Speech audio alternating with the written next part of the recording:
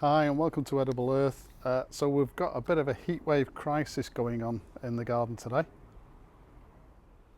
Okay, so we've got a few jobs to do today. I'm going to be sorting out the strawberry plants we've got, hopefully to try and get some more strawberry plants from the ones we have. Going to be doing some work on the potatoes. They've gone crazy, to tell you the truth. But the main issue is the heat wave that we're currently going through. So it's 32 degrees at the moment. It's about 11 o'clock in the morning. Anybody who knows the northwest of England will say that's completely unheard of. I think 1977, 76 was the last time we had these sort of temperatures. And it hasn't rained for 3 days, which again in the northwest of England is completely unheard of.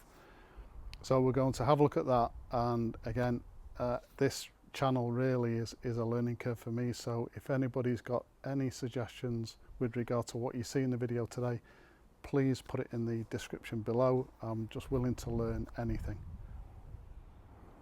Right, so as usual, let's have a look in the greenhouse.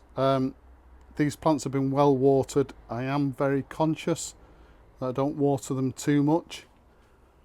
They do look quite sad at the moment, but if the temperature outside is 32 degrees, in here it must be about 35. The vine, we've started to trail the vine along these strings that I've put up. Had to cut the coriander back, that was going to seed, we didn't want it to, so I've cut that back quite severely. Used it in cooking, but with regard to the cucumbers, so I think on the last video got all these sort of yellow leaves, thought there was a bit of a nitrogen deficiency.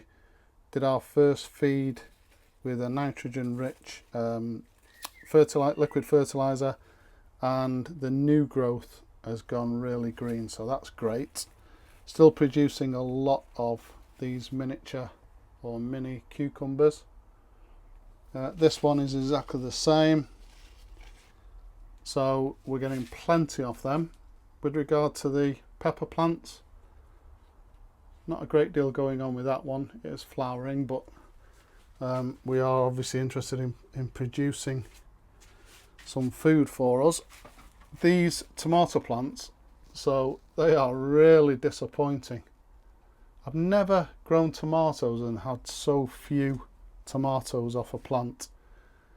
This one at the side, which I think is a different variety, is doing a lot better, but all of these tomato plants are from B&Q. I've never purchased any sort of vegetable plants from B&Q before, and I certainly won't be doing those again. So yeah, they're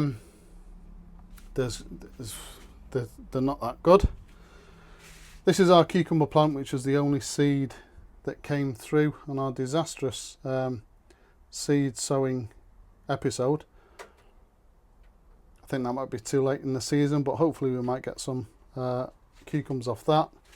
This is another B&Q disaster. So this is another B&Q tomato plant, and there is literally no tomatoes on this whatsoever. I mean, the size of it is huge.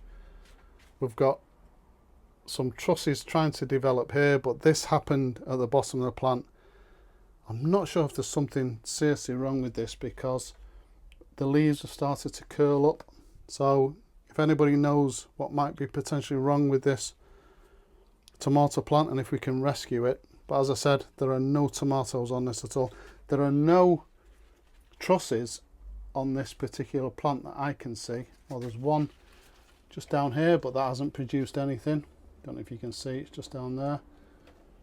But a complete and utter waste of time. If anybody knows what I'm doing wrong, if I am doing anything wrong, and what I can do to rectify it, then please let me know.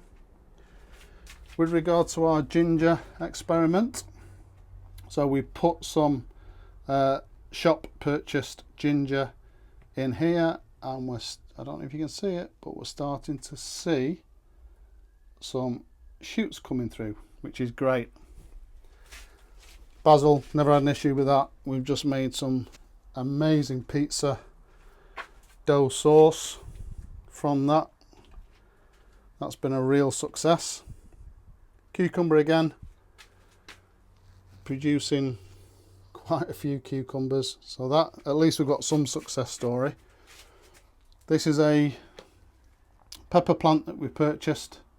They were selling them off in Costco. It's the same company from the cucumbers, and again this is a like a snack variety.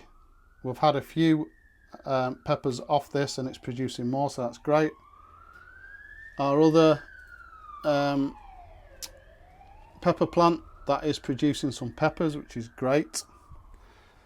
Let me just tell you what this is. So one of our twins has a bearded dragon, and he bought some small, they're not cactus, I don't know what you call it, succulents or something like that. He bought some of these. The bearded dragon went for them, started to chew them, so we wanted to get rid of them. I repotted them in this plant pot with some compost, some sharp sand and some vermiculite, and these plants were tiny. They were literally maybe 6 or 7 centimeters tall, and they've gone absolutely crazy, and they've started to flower, which is amazing. So we've taken them out of the house and put them in here simply because of the heat wave. Didn't know whether it would be a benefit to it. Outside, the herbs are doing well. Everything else is looking really sad. Nothing on this blueberry bush, but we'll be looking at that as an investment for next year. With regard to our strawberry plants, so we've had quite a few strawberries off this, and they're starting to produce these, I'm not sure what they're called, shoots or whatever. So what I'm going to do today is, wherever they've sprouted like this, I'm going to place these on top of a small plant pot with some compost in, and hopefully they'll start to root. When they have done, I'll be able to cut this off and produce more strawberry plants for next year. Same with this one.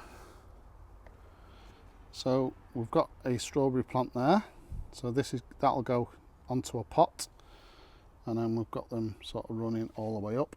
Our parsley, that has really suffered in this heat. I think I might take that. I've had to cut it down, so I think I might take it out and put it in some shade. The carrots, they're doing okay. We've had a few off out of the pots. I think we need to put some more compost in the potatoes. They're looking a bit leggy. Our Monge 2 has taken a massive hit regarding the weather. It stopped producing any Monge 2, which is a real disappointment because we use a lot of these in stir fry, and also the Parrot has those as well. And again, it's in the shade a little bit, but this is our other carrot pot. Again, we've had quite a few off here, so what I think we'll do is we'll take the carrots out of here, use them for the evening meal tonight, and then we'll re-sow some more. Hopefully we'll get another batch of carrots off these. Our tiger lilies, which should actually be out here, but they've been pushed to the back. They look lovely. So that's it really. Next thing, as I said, going to be doing some work with these strawberries. Right, so with these strawberries, I'm going to place a pot with some compost in, close to a convenient place for it. Take a wooden skewer, just snap that. Place the runner in the centre of the pot, and just push that wooden skewer in, and that'll be enough now, hopefully, for this particular plant on the runner to start sprouting and obviously produce some roots. And we'll just go on. I think I'll leave that one for now, but I'll just look around the plants and see where we've got runners that we can do exactly the same with. So when I've done this in the past, even just off 2 or 3 plants, I've got maybe another 6 or 7 strawberry plants from it.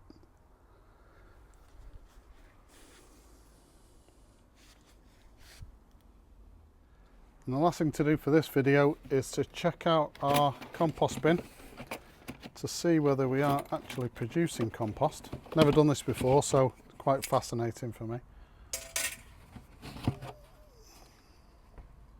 And let's have a look at that. There you go, compost. Doesn't smell great, but yeah, it's producing it.